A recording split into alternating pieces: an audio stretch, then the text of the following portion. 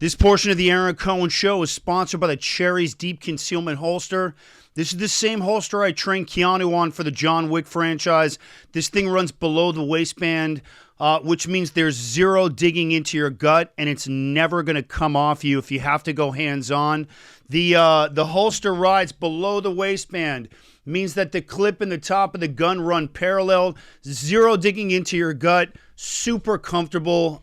This thing is absolutely a beast. Also, lightning fast draw with just a little bit of training. Go to cherriescounterterror.com. There's a bit of a lead time right now due to demand, but trust me, these are worth it. Hit cherriescounterterror.com and finally carry with proper concealment and comfort. From Ivy League prodigy to cold-blooded killer, new developments in Luigi Mangione's Manifesto and the assassination of UnitedHealthcare CEO.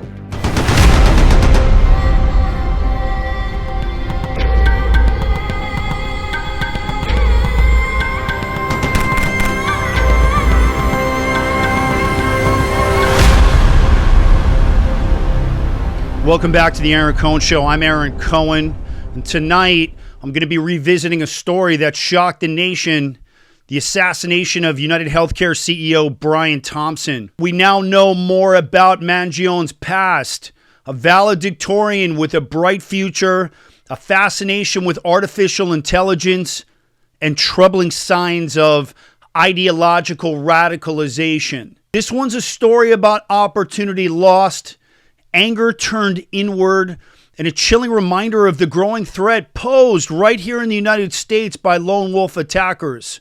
Let's dive in. Let's revisit the crime itself and what's new. December 4th, Manhattan. UnitedHealthcare CEO Brian Thompson is walking into the Hilton Hotel for an investors conference.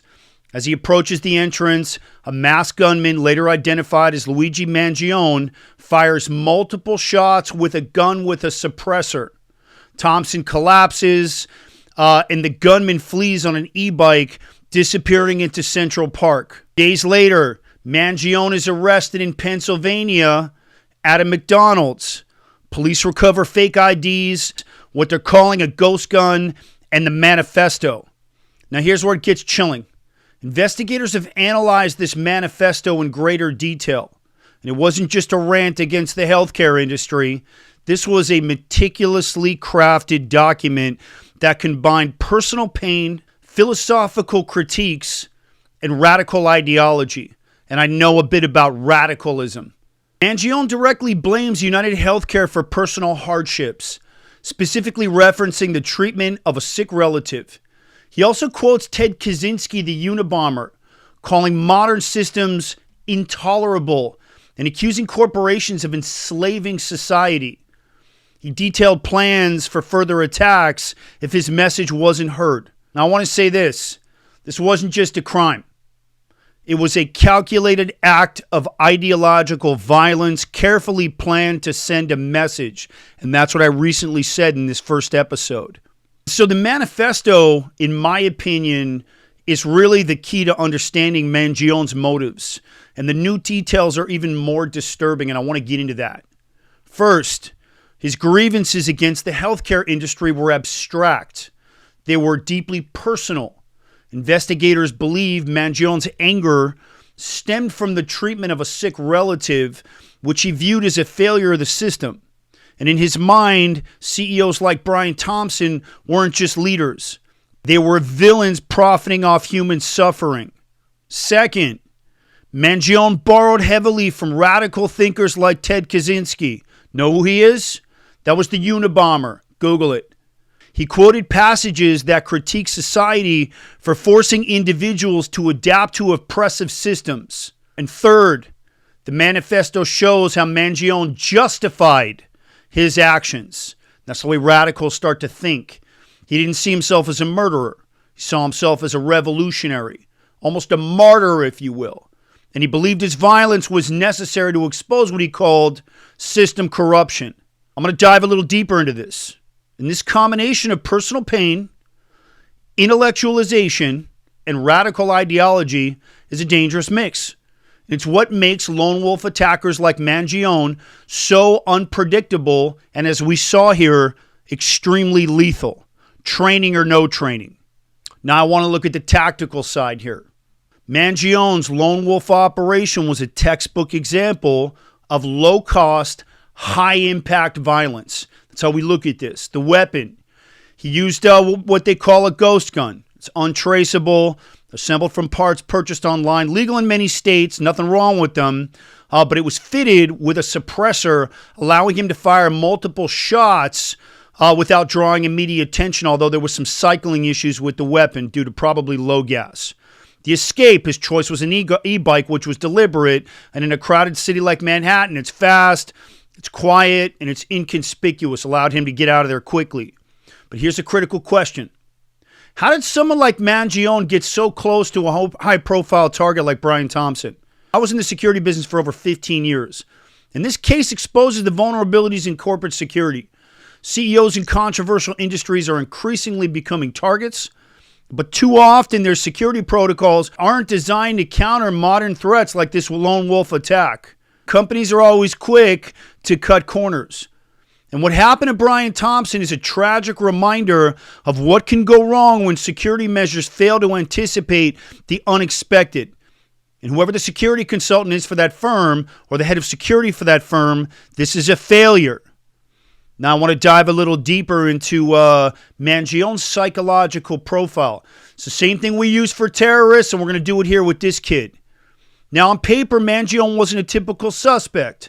He's intelligent, disciplined, accomplished, a valedictorian at the Gilman School. This is an elite $40,000 a year all-boys school in Baltimore. Real tassel-toed loafery, chocolate-covered strawberry type of thing. And in 2016, he gave a valedictorian speech at Gilman's 119th Founders Day ceremony where he spoke about courage and exploration. Thank you all for being here to celebrate Gilman's 116th Founders Day. I'm honored to be speaking to you all today on behalf of the Gilman class of 2016. And at the time, Mangione planned to study artificial intelligence at the University of Pennsylvania and had all of the makings of a bright, promising future. But that's how these look. Mangione was one of 6 children, raised in a household that valued education and achievement. But somewhere along the way, his brilliance turned into obsession. Are you guys a fan of Israeli special operations? Grab yourself a signed copy of my best-selling memoir, Brotherhood of Warriors. It's my memoir about my service in one of Israel's top counterterrorism units, the elite Mistaravim units. Grab yourself a signed copy now. Hit the description down below. I've got a limited number of these. If you want to find out about our training pipeline, how we conduct operations in Israel, and how we pull off this magic that we pull off. It's all about deception, or like we say, Ki batach bolota selecha milchama, by way of deception. Grab yourself a signed copy of my best-selling memoir, Brotherhood of Warriors. Hit the link down in the description and learn about Israel's incredible special ops and what it was like from an American perspective to go through this training pipeline and be in this type of unit. Hit the description down, the link in my bio, and grab yourself a signed copy today. Psychologists call this radicalization of one. That's the term. And it happens when personal grievances intersect with ideological influences, creating a self-reinforcing cycle of anger and justification and action. This brings us to the disturbing discovery. Mangione shared a quote from the Unabomber Ted Kaczynski online before his arrest. And the quote reads, "Imagine a society that subjects people to conditions that make them terribly unhappy and then gives them the drugs to take away their happiness." This tells us something important. Mangione wasn't just angry. He was deeply disillusioned, and he saw society, and particularly corporations like UnitedHealthcare, as the source of suffering. This disillusionment became the justifications for his actions. For Mangione, the healthcare industry wasn't just a system. It was his enemy. And that's how he started to manifest it. And that manifesto, filled with personal grievances and radical ideas, shows just how deeply his resentment ran. So what can we learn from these new developments? First, I want to talk about better protective intelligence. Corporations make a ton of money, but they hire a lot of these idiots to come in who have backgrounds but don't really have the training to support what's needed here. Corporations need to treat their executives as potential high-value targets and invest in stronger security measures, especially in these controversial industries. And I bet you they're all racing right now to go get security put into place. Second, public awareness. Friends, family, coworkers need to start to recognize the warning signs of radicalization and isolation and that growing anger and obsessive behavior early on. Brian Thompson's assassination was a tragedy for his family and his colleagues.